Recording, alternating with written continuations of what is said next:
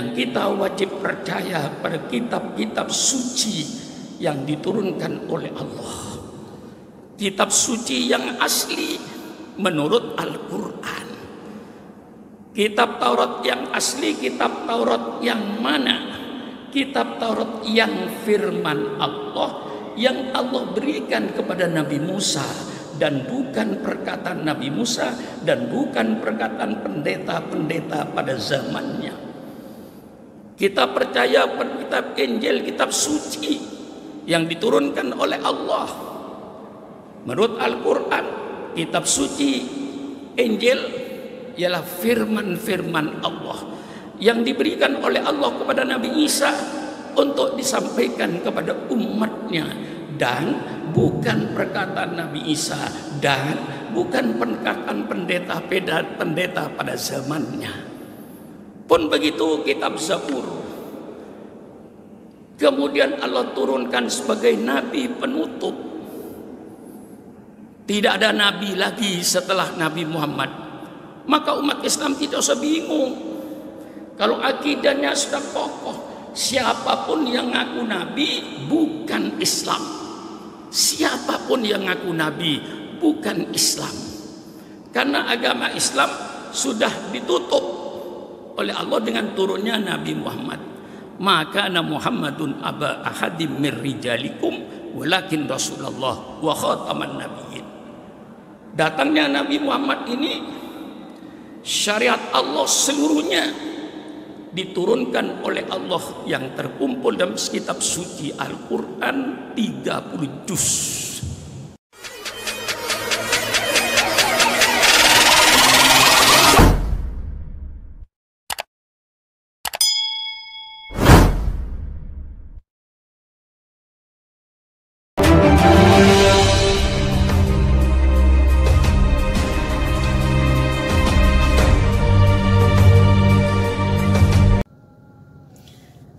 Halo saudara-saudaraku yang terkasih di dalam Tuhan, dimanapun Anda berada.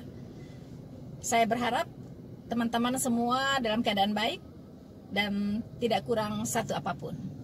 Selalu sehat, selalu happy, selalu bersuka cita di dalam Tuhan kita, Yesus Kristus. Teman-teman, saya iseng-iseng teman-teman ya, mendengarkan sebuah khotbah ya. Khotbah dari seorang profesor ya, profesor namanya Profesor Kiai Sukron Makmun. Kiai Sukron ini sudah tua ya, saya lihat ya, dan ada profesornya begitu. Jadi saya terpicu untuk mendengarkan khotbahnya teman-teman ya. Wah, saya bisa belajar banyak nih dari seorang profesor. Setelah saya mendengarkan khotbah dari beliau teman-teman, beberapa catatan yang tertarik untuk saya komentari ya teman-teman, dari apa yang beliau katakan teman-teman. Tidak semua, tetapi hanya beberapa yang menurut saya ini harus saya tanggapi begitu teman-teman ya. So saudara-saudaraku yang terkasih di dalam Tuhan, kita mendengarkan apa yang dikatakan oleh Profesor Kiai Sukron Makmun ini kepada jemaatnya ya teman-teman ya, bahwa katanya kita wajib percaya pada kitab-kitab suci yang diturunkan oleh Allah begitu ya. Nah, tentunya kitab suci yang mana begitu kan? Yaitu kitab suci yang asli katanya. Ya, yaitu kitab suci yang asli menurut Al-Qur'an. Teman-teman, saya mengerti apa yang melatar belakangi Profesor Kiai Sukron ini ya, mengatakan hal tersebut ya, yaitu tentang kitab suci yang asli menurut Al-Quran. Karena teman-teman, di kalangan umat muslim itu tersebar ya narasi, rumor ya. Kalau saya katakan ini menurut imannya kekristenan, yaitu hoax, bahwa Alkitab yang sekarang yang ada di tangannya umat Kristen itu adalah palsu. Ya, sudah dipalsukan begitu. Teman-teman, saudara-saudaraku yang terkasih di dalam Tuhan, mengapa saya gencar menanggapi serangan-serangan terhadap Alkitab teman-teman ya?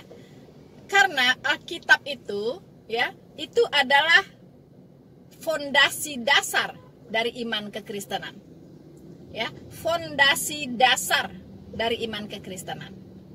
Kalau fondasinya digoyang-goyang ya dan rapuh, teman-teman, itu bangunan di atasnya bisa rubuh ya.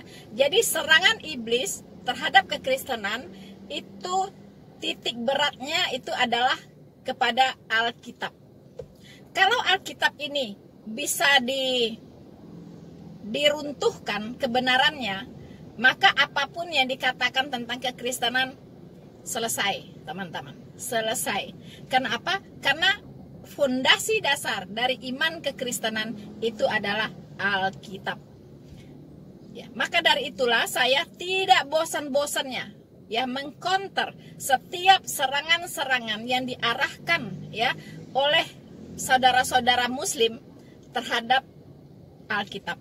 Tidak pernah bosan-bosannya. Ya, kalau saya kebetulan mendengar pernyataan-pernyataan yang menyerang kekristenan, ya, terutama Alkitab, pasti saya counter, teman-teman. Karena ini harus kita bentengi ya.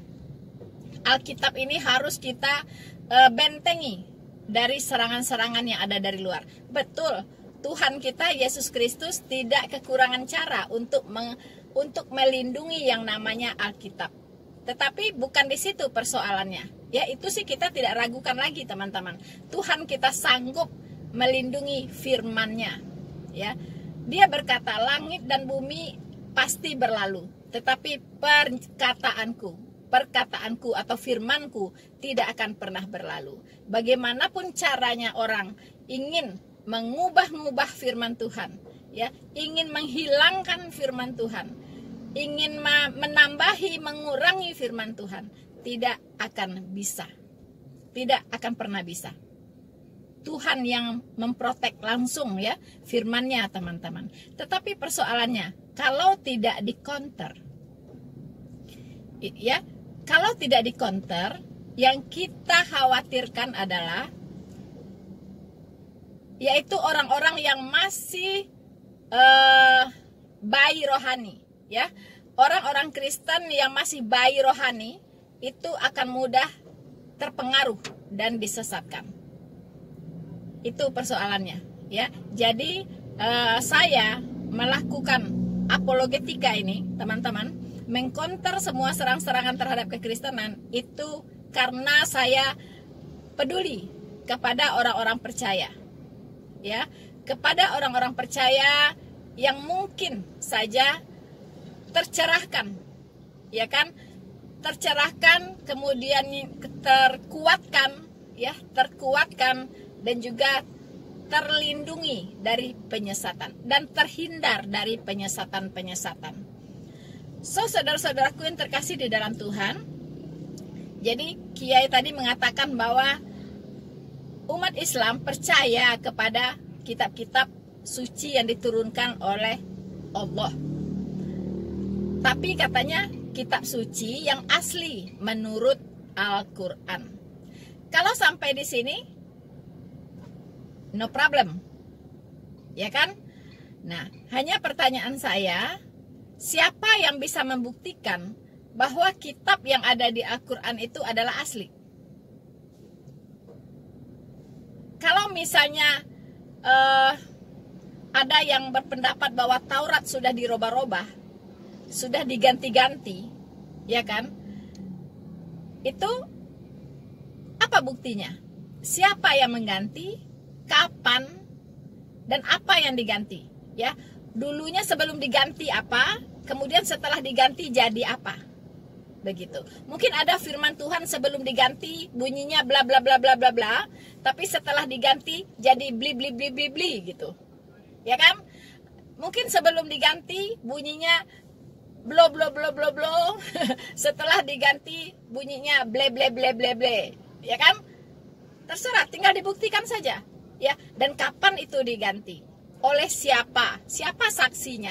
Itu harus jelas. Tapi kalau tidak bisa menjawab itu namanya asal bunyi. Itu hanya klaim.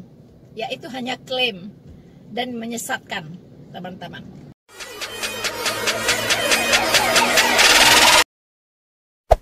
Hey there. subscribe to my channel.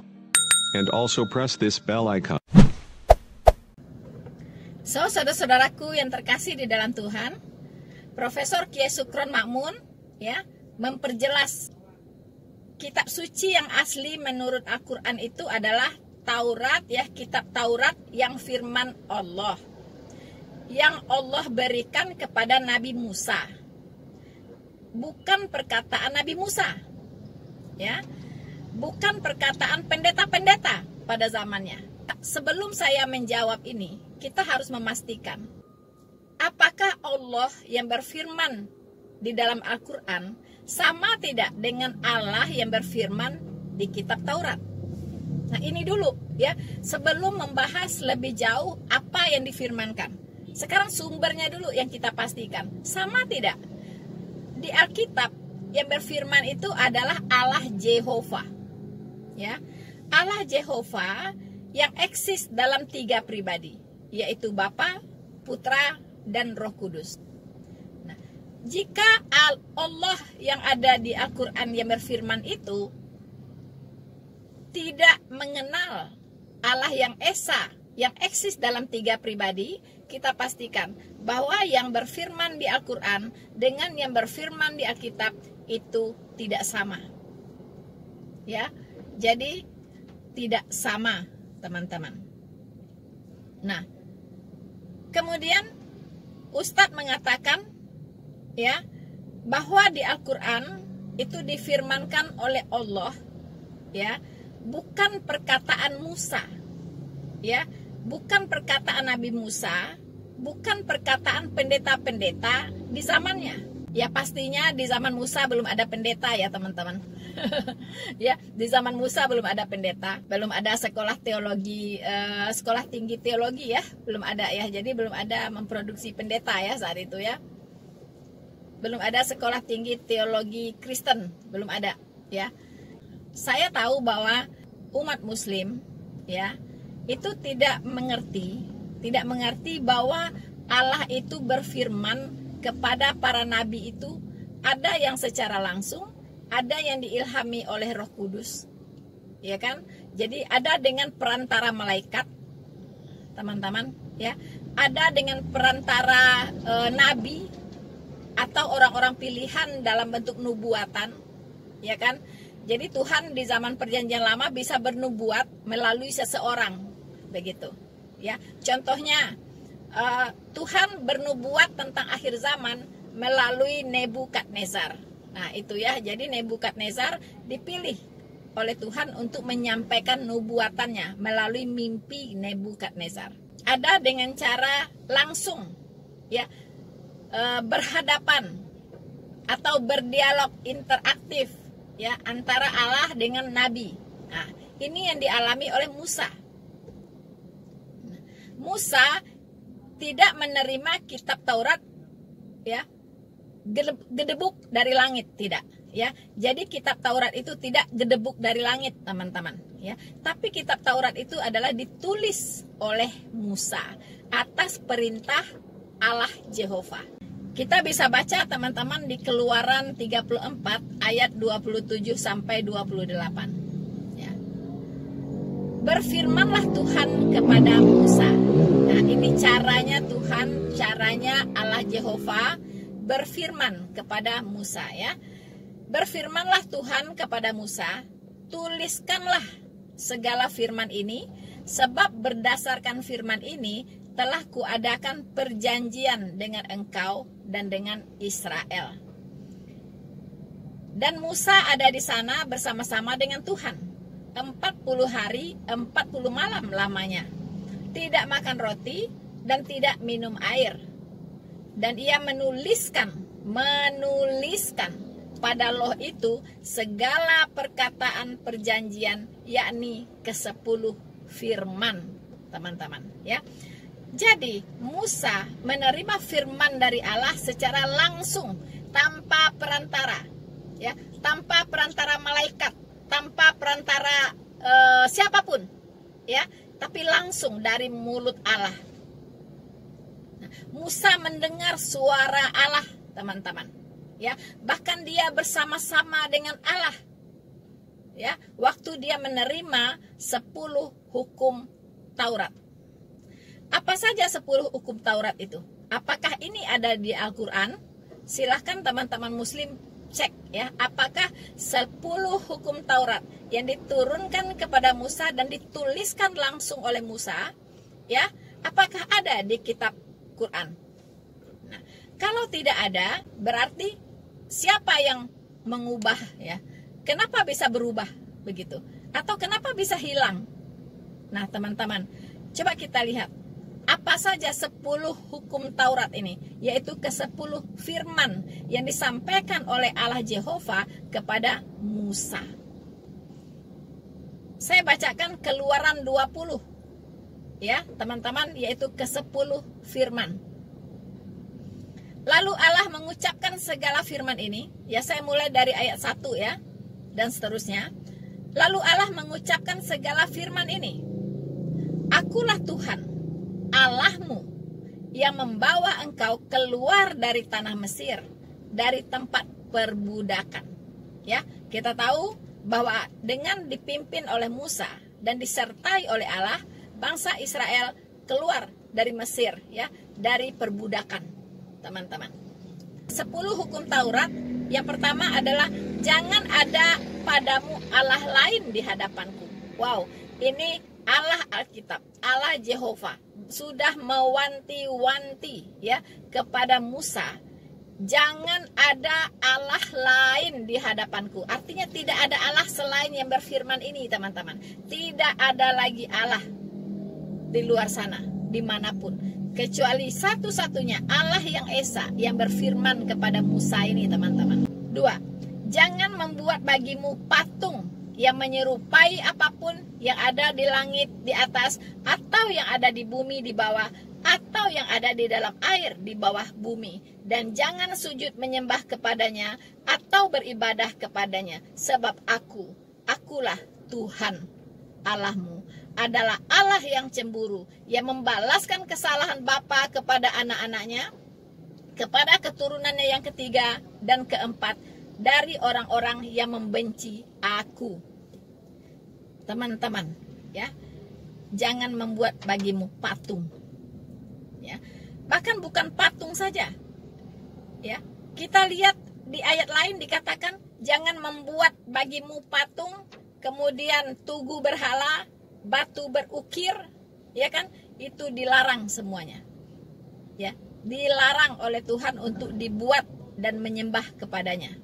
Karena Tuhan adalah Allah yang cemburu. Hukum Taurat yang ketiga, jangan menyebut nama Tuhan Allahmu dengan sembarangan. Ya, jadi tidak boleh menyebut nama Tuhan dengan sembarangan. Makanya orang Yahudi dulu, ya, sebelum dia menyebut nama Jehovah, itu dia cuci tangan dulu, teman-teman. Ya, dia cuci muka dulu, dia cuci tangan dulu. Saking sakralnya nama ini, saking sucinya nama ini, teman-teman. Ya. Sebab katanya Tuhan akan memandang bersalah orang yang menyebut namanya dengan sembarangan. Ya. Dan juga sembarangan ini termasuk ini, teman-teman. Seseorang melakukan kejahatan, melakukan kekerasan sambil menyebut-nyebut nama Tuhan. Nah, itu ya. Sambil menyebut-nyebut nama Allah begitu. Nah, ini juga menyebut dengan sembarangan, ya. Masa melakukan kejahatan tapi berteriak-teriak menyebut nama Allah. Jadi itu sangat-sangat sembarangan, teman-teman. Kemudian ya, hukum Taurat yang keempat, ingatlah dan kuduskanlah hari Sabat. Tapi ada nggak umat-umat Kristen yang tidak melakukan lagi hari Sabat? Ada, teman-teman. Kenapa? Karena ini adalah tata ibadah perjanjian lama. Ya, kalau di perjanjian baru itu tidak ada lagi, teman-teman. Semua hari sama baiknya. Tapi masih ada nggak Kristen yang sekarang masih mengudus-nguduskan hari Sabat? Masih ada, ya, masih ada. Itu saudara-saudara kita Advent hari ke-7, ya, itu masih melakukan ritual kuduskanlah hari Sabat. Hukum Taurat yang kelima yang diturunkan oleh Allah Jehovah kepada Musa, yaitu hormatilah ayahmu dan ibumu, supaya lanjut umurmu di tanah yang diberikan Tuhan Allahmu kepadamu. Ya, jadi jangan coba-coba melawan ayah dan ibu, umur Anda bisa pendek. Saya bukan nakut-nakutin ya, tetapi kalau orang menghormati ayahnya dan ibunya, itu ada bonus umur panjang teman-teman ya. Ada bonus dari Tuhan, umurnya panjang. So, saudara-saudaraku yang terkasih di dalam Tuhan, hukum Taurat yang keenam yaitu jangan membunuh. Jadi Tuhan tidak mengizinkan membunuh dengan alasan apapun ya. Dilarang membunuh, jangan membunuh. Nah, banyak orang mengerti ya, jangan membunuh apapun begitu. Sampai binatang pun tidak boleh dibunuh. Ya, akhirnya tidak makan daging. Akhirnya vegetarian, teman-teman. Jadi kebablasan dalam memahami ini ya. Jangan membunuh.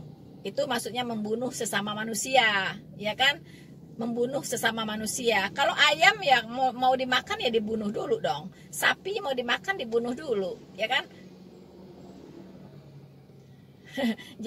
Jadi bukan begitu maksudnya. Bukan semuanya tidak boleh dibunuh, tidak. Kalau semuanya tidak boleh dibunuh, ya ngapain Tuhan ciptakan binatang buas, ya kan? Ngapain Tuhan ciptakan ikan-ikan untuk makanan manusia, ya kan? Mengapain Tuhan ciptakan hewan-hewan katanya untuk makanan manusia? Ya tidak perlu diciptakan kalau memang tidak boleh membunuh, begitu kan? Apalagi yang namanya membunuh atas nama agama. Wow, itu nggak banget teman-teman. Itu tidak ada ajaran Tuhan di Alkitab ya tentang itu ya. Menghalalkan darah sesama manusia, teman-teman. Itu tidak boleh ya. Dilarang membunuh dengan alasan apapun dalam konteks sesama manusia. Ya. Tidak ada itu. Membunuh atas nama agama. Waduh, itu ajaran dari mana? Jangan mencuri.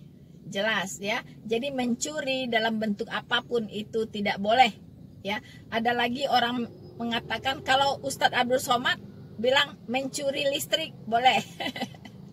Ya kan, mencuri listrik, ya kan, mencuri air boleh. No Ustadz Somad, semua perbuatan mencuri dilarang ya. Karena di 10 perintah Taurat salah satunya adalah jangan mencuri. Ya, termasuk mencuri air, mencuri listrik tidak boleh.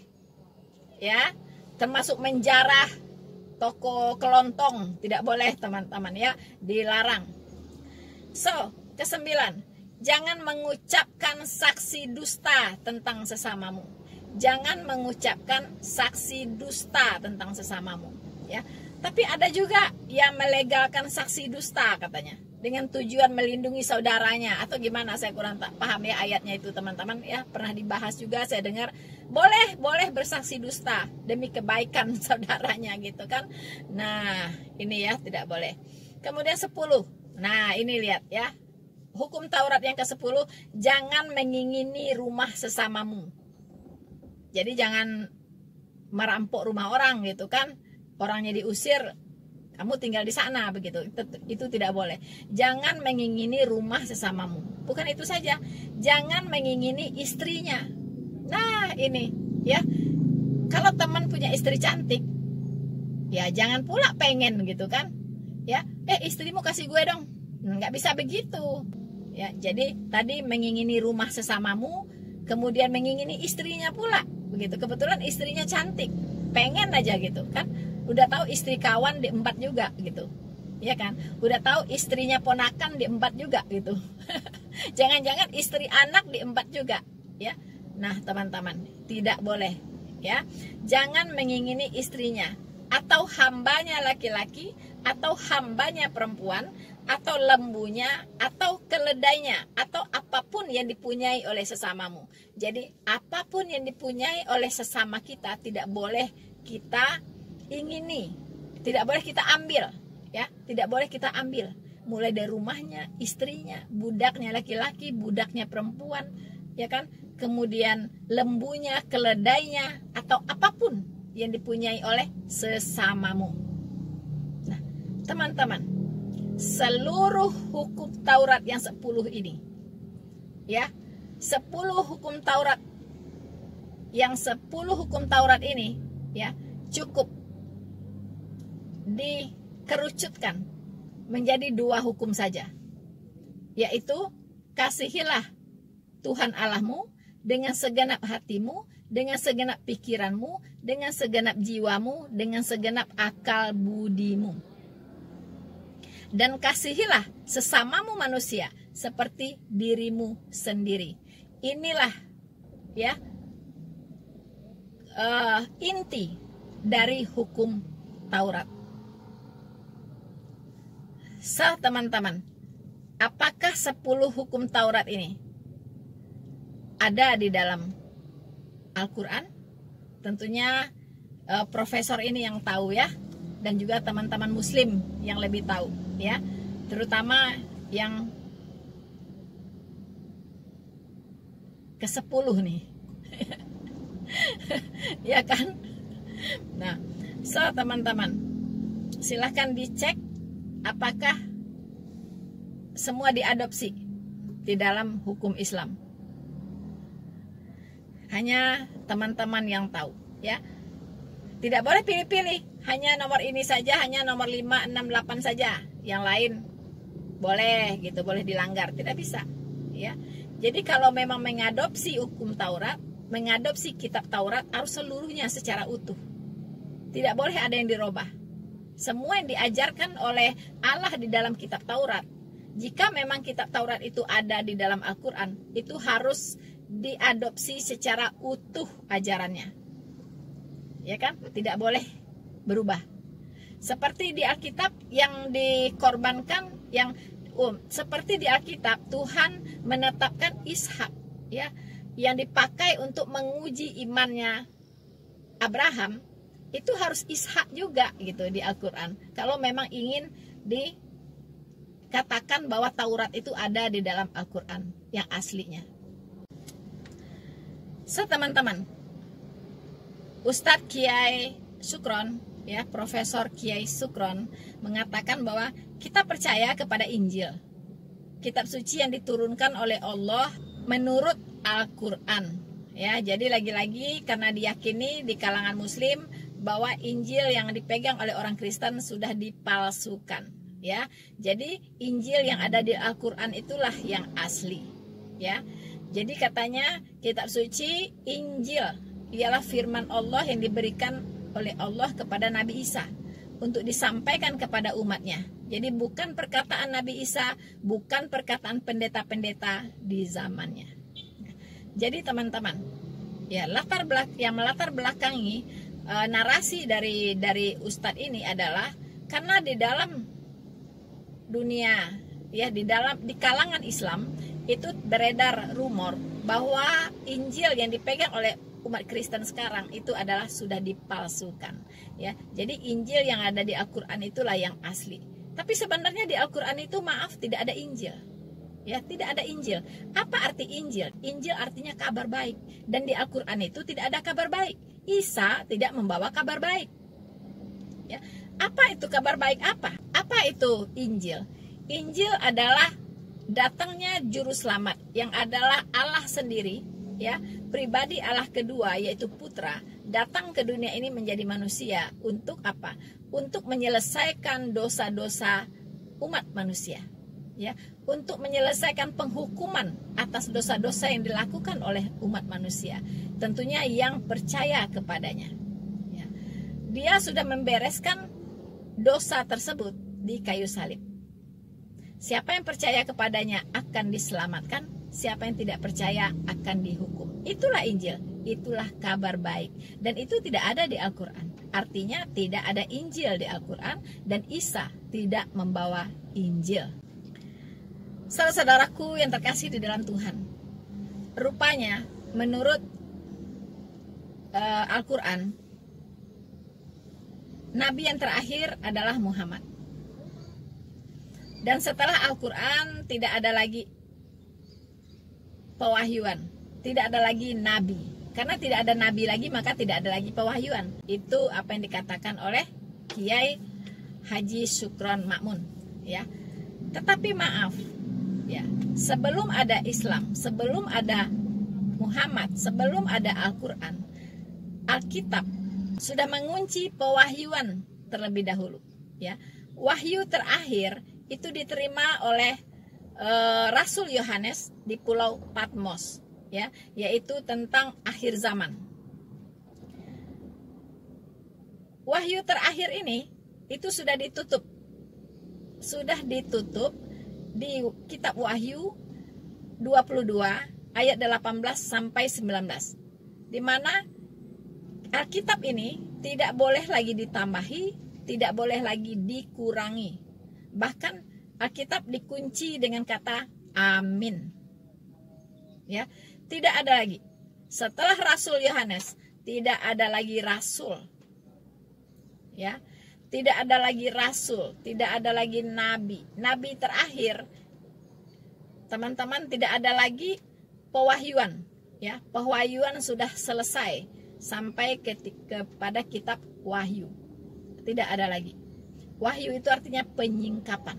Ya, jadi semua sudah disingkapkan oleh Tuhan dari Kejadian sampai Wahyu, dari mulai penciptaan alam semesta ini dan segala isinya sampai berakhirnya alam semesta ini dengan segala isinya. Ya, itu sudah selesai. Apakah masih ada pewahyuan? Ya, ketika Muhammad menerima wahyu, ya, melalui malaikat Jibril di Gua Hira. Nah, itu di luar Alkitab. Ya, tetapi iman kekristenan berdasarkan Alkitab itu meyakini, ya, mengimani, ya, berdasarkan fakta Alkitab, itu tidak ada lagi pewahyuan. Nah, makanya tadi saya katakan, pastikan dulu apakah yang menurunkan wahyu, apakah Allah yang berwahyu, ya, di Alkitab, ya, baik di kitab Taurat, di kitab Mazmur, kitab para nabi maupun di kitab Injil, apakah Allah yang sama dengan yang berfirman di Al-Quran? Ini harus dipastikan dulu. Kalau kita sepakat bahwa itu bukan Allah yang sama, maka tidak ada perdebatan, tidak ada pertentangan. Mau apapun yang difirmankan, ya, oleh Allah di Al-Quran, itu adalah domainnya Islam, dan orang Kristen tidak punya hak untuk memprotes atau mengkritik. Tetapi selama dikatakan bahwa yang berfirman Taurat, di kitab para nabi, di kitab Mazmur dan Injil adalah yang berfirman di Al-Quran, di sini muncul persoalan. Karena tidak sejalan, ya, karena tidak ada kronologisnya, tidak ada sistematikanya, ya, tidak nyambung, tidak ada garis merahnya sampai ke Al-Quran sana. Ya, jadi begitu, teman-teman. Pertanyaan terakhir saya adalah, apakah kitab Taurat, kitab Mazmur, dan kitab para nabi ini yang dimiliki, ya, atau yang diimani oleh umat Yahudi atau Israel sama tidak dengan yang diimani oleh umat Kristen saat ini yang disebut dengan Perjanjian Lama, kitab Perjanjian Lama? Sama tidak? Ya, karena di umat Islam sunter, ya, narasi yang mengatakan bahwa Taurat yang dipegang oleh umat Kristen itu sudah diubah-ubah, ya.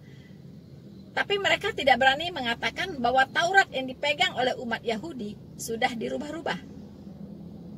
Nah, teman-teman, mereka tidak tahu bahwa kitab Taurat, kitab Mazmur, kitab para nabi atau Alkitab Perjanjian Lama itu sama persis dengan Perjanjian Lama yang ada di Alkitabnya orang Kristen. Persis. Tidak ada yang berubah, tidak ada perbedaan. Titik komanya pun tidak ada yang berbeda. Sama. Ya. Apa buktinya? Saya berkata demikian. Karena sampai hari ini tidak pernah terjadi pertentangan atau perdebatan sengit antara Yahudi dengan Kristen. Paham maksud saya? Tidak pernah terjadi perdebatan sengit atau pertentangan antara umat Yahudi dengan umat Kristen. Karena memang tidak ada persoalan. Umat Kristen tidak merubah-rubah kitab Perjanjian Lama, ya, atau kitabnya umat Yahudi. Tidak ada yang dirubah-rubah, persis sama. Tapi mengapa ada pertentangan antara umat Kristen dengan umat Islam yang tidak pernah habis. Karena memang Alkitab umat Kristen dengan Al-Quran, kitabnya umat Islam, itu banyak perbedaan. Ya. Kenapa? Karena umat Islam mengklaim apa yang ada di kitab umat Kristen, baik Taurat, Zabur, dan Injil, itu katanya sudah dirubah-rubah, bukan asli lagi. Nah, disinilah timbulnya perdebatan yang tidak pernah habis-habis. Ya. Jadi saya sekali lagi katakan, tidak pernah ada terjadi perdebatan sengit atau perdebatan atau pertentangan antara umat Yahudi, pemilik Perjanjian Lama, dengan umat Kristen. Karena memang tidak ada yang dirubah dari kitab umat Yahudi, yaitu Perjanjian Lama, persis dengan apa yang dimiliki oleh umat Kristen. Logikanya, kalau umat Kristen merubah-rubah kitab umat Yahudi, orang Israel, orang Yahudi, yaitu Alkitab Perjanjian Lama, maka yang berhadapan itu bukan Islam dengan Kristen, tapi Yahudi dengan Kristen. Pasti umat Yahudi kita tahu, umat Israel kita tahu, tidak boleh diganggu, tidak boleh dicolek sedikit pun. Ya, mereka orangnya tidak mengganggu orang, tapi kalau diganggu kau habis. Ya, jadi jangan coba-coba merubah-rubah Alkitab mereka. Apa yang terjadi? Bisa perang dunia ketiga ya, bisa perang dunia ketiga sudah lama jika Alkitabnya orang Yahudi diobok-obok oleh orang Kristen. Tidak. Makanya orang Yahudi tidak pernah bermasalah dengan orang Kristen, karena orang Kristen tidak mengubah-ubah Alkitabnya orang Yahudi. Mengapa orang Kristen selalu bermasalah dengan Islam? Ya, karena Alkitabnya orang Kristen, kalau sampai di kitabnya orang Muslim sudah banyak perubahan, begitu, sudah banyak perubahan. Nah, persoalannya Islam ini mengklaim mereka lah yang benar, ya kan? Jadi yang datang kemudian inilah yang asli. Pada logika sehatnya, yang asli itu pasti ada lebih duluan, baru kemudian menyusul yang palsu. Tidak pernah palsu duluan ada, baru kemudian yang asli. Itu logika jungkir balik.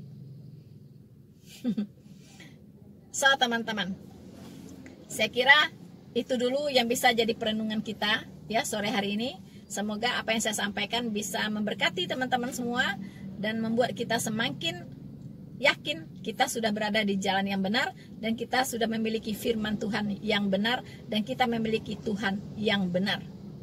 Dengan iman kita tunggu kedatangan Tuhan Yesus yang kedua kali. Tuhan Yesus memberkati kita semua. Maranatha.